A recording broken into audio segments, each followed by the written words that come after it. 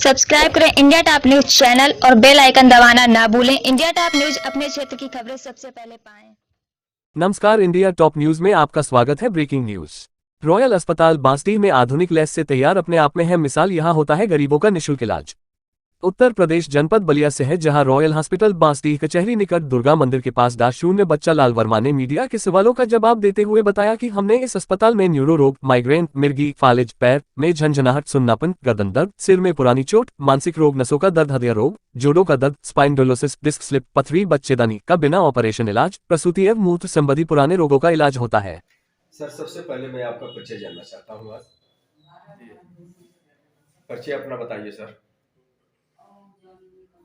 मैं डॉक्टर बच्चा लाल वर्मा, ये निवासी, मैं आसचूरा ग्राम का रहने वाला था। ग्राम से ही प्रेरणा मिली कि ग्राम में ही मैं चिकित्सा कार्य करूं और यहाँ के लोगों की सेवा करूं। किस नाम से ये अस्पताल चला है, जो भव्य अस्पताल जो आप बनवाए हैं, किस नाम से है अस्पताल? Royal hospital. रॉयल अस्पताल के नाम से आप बांसडीह बलिया। हमने किया कि एक अलग तरह का यह सोच पैदा हो लोगों में। हमने किसी के नाम पर, न अपने घर के, न किसी के नाम पर हमने ये नहीं खोला। यह रॉयल हॉस्पिटल के नाम से, और शुरू से ही मैं आया बांसडीह में। 1972 से मैं बांसडीह में प्रैक्टिस कर रहा हूँ। पहले मैं बांसडीह में किराएदार था, घर से आता जाता था। उसके बाद मैं यहाँ, हमको ज़मीन मिल गई, लोगों ने दे दिया, तो हमने इसमें अस्पताल बनवाया। अस्पताल बनवा के धीरे धीरे हमारी करीब लगभग 50 साल की जिंदगी की कमाई हमने इसमें लगाया है, तब इतना जा करके हमारा हॉस्पिटल तैयार हुआ है। सर, एक चीज मैं आपसे जानना चाहता हूँ।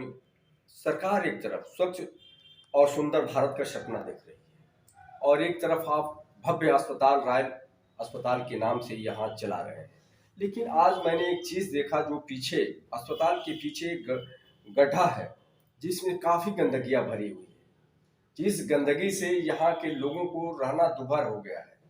आखिर इस गंदगी के लिए आपने कभी कोई कदम उठाया है, और किस तरह की गड्ढी है? ये गड्ढा जो है निजी है, लोगों का है, जिसमें मेरा भी हिस्सा है 1/3 जी। और जलकुंभी है, बहुत पहले साफ उफ कराया गया था, शिकायत की गई थी।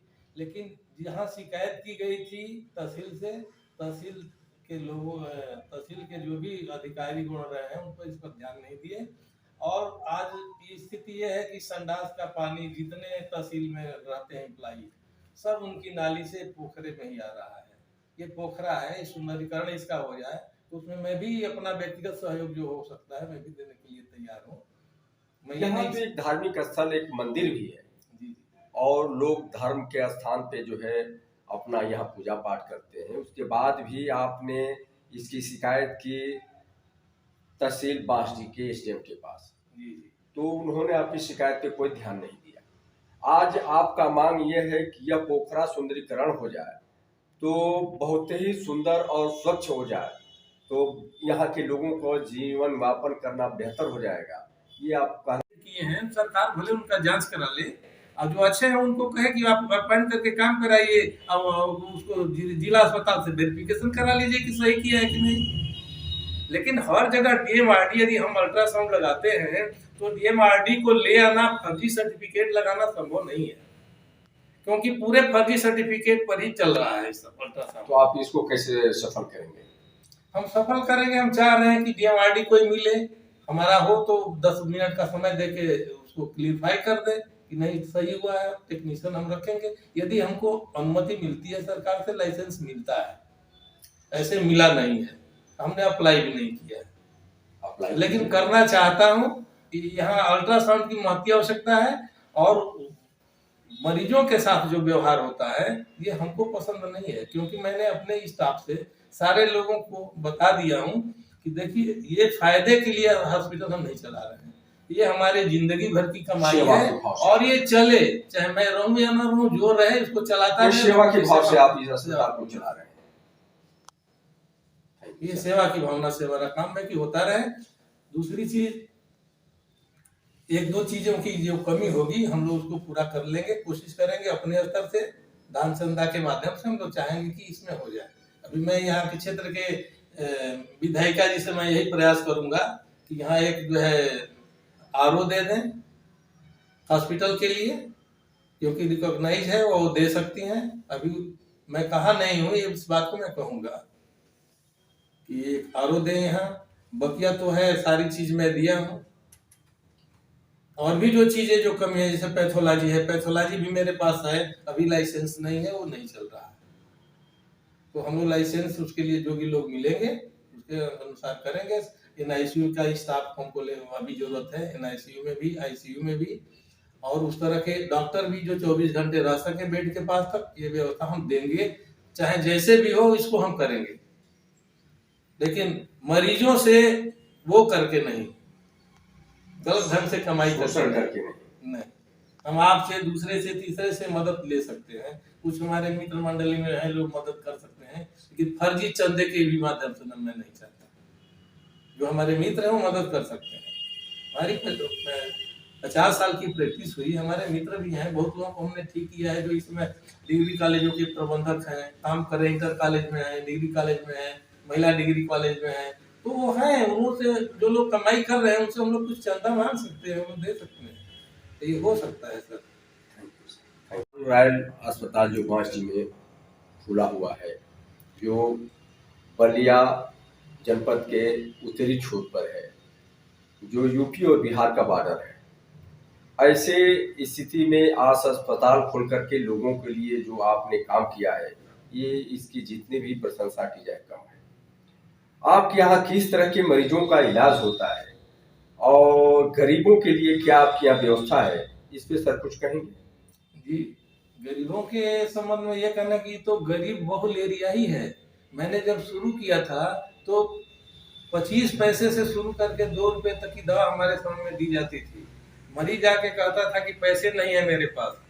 हम विजिट में जाते थे तो कभी मरीज से कहा गया कि अरे भाई क्या आपको चाहिए, होंगी 2 रुपये हुआ, तो कहा कि साहब हम कल ले आके दे देंगे। तो कल ले आके कुछ लोग देते थे, कुछ लोग नहीं भी देते थे। तो उसमें मेडिसिन सस्ती थी, हम लोग जो है उस हिसाब से काम करते थे। यहाँ तक कि शिशुओं का भी इलाज हम लोग करते थे, बच्चों का भी इलाज करते थे, और सबके लिए ओनली वन डॉक्टर में था इस एरिया में, क्योंकि क्वालिफाइड कोई डॉक्टर बीएमएस से कोई नहीं था, और मैं उस समय से कर रहा हूँ। क्योंकि हम लोग की पैथी जो सर्टिफिकेट हम लोग के जो मिले हुए हैं कलकत्ता से, स्टेट वेस्ट बंगाल, अच्छा, स्टेट आयुर्वेदिक में जेबी राय, जेबनी भूषण राय स्टेट आयुर्वेदिक मेडिकल कॉलेज से मैं 1966 में एडमिशन लिया था। 5 साल हमारी पढ़ाई हुई, कुछ इंटर्नशिप में भी हमने समय दिया, और वहाँ से सीखने के बाद मेरी यही लालसा थी। हमारे दोस्त तो वहीं रह गए कि हम यहीं प्रैक्टिस करेंगे अपने।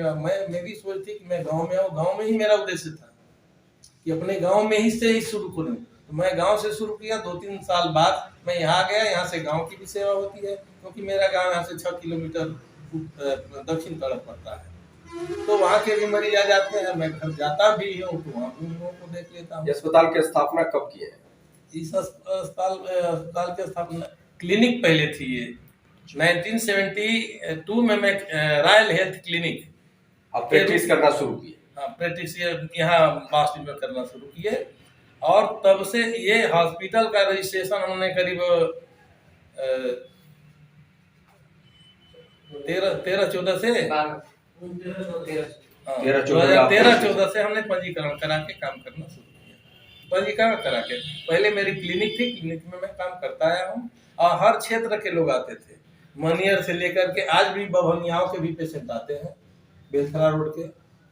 उन कितने बेड हैं आपके अस्पताल में? मेरे अस्पताल में भी हमने अलग अलग दिया है। ओटी जनरल ओटी एक हमने दिया है, जिसमें दो बेड है, डबल डोम है, और जनरल वार्ड में भी हमने ऑक्सीजन की व्यवस्था दिया है बेड तक। आईसीयू में भी हमने बेड तक व्यवस्था दिया है ऑक्सीजन की।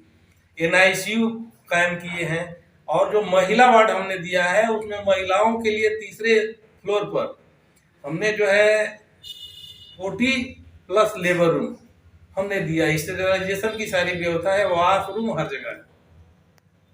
जिस कमरे में जाइए, प्राइवेट रूम हम दिए हैं, डीयू भी दिए हैं, जिसमें जो है 2-4-5 मरीज एक साथ रह सके, और सब में सारे कनेक्शन अच्छा से दिए। सर मैंने ऊपर जा करके सारे आपके वार्डों को मैंने देखा है, और मुझे बहुत ही अच्छा लगा जो चीज़ व्यवस्था से आप जिस सिस्टमेटिक तरीके से आपने जो बेड की व्यवस्था दिया है, वो लग रहा है कि वास्तव में आपने मानक के अनुरूप जो है अपने अस्पताल का कायम किए हैं, जो आप स्वयं बता रहे हैं सर। और कुछ कहेंगे? एक कमी है यहाँ, देखिए अल्ट्रासाउंड की, मैं क्लियर बताना चाहता हूँ, ये सरकार को भी संदेश पहुंचे तो अच्छी चीज है, क्योंकि डीएमआरडी कोई डॉक्टर कहीं भी उपलब्ध नहीं होता है जो अल्ट्रासाउंड करा सके। इसकी महत्ती आवश्यकता है, बिना उसके इलाज नहीं हो सकता।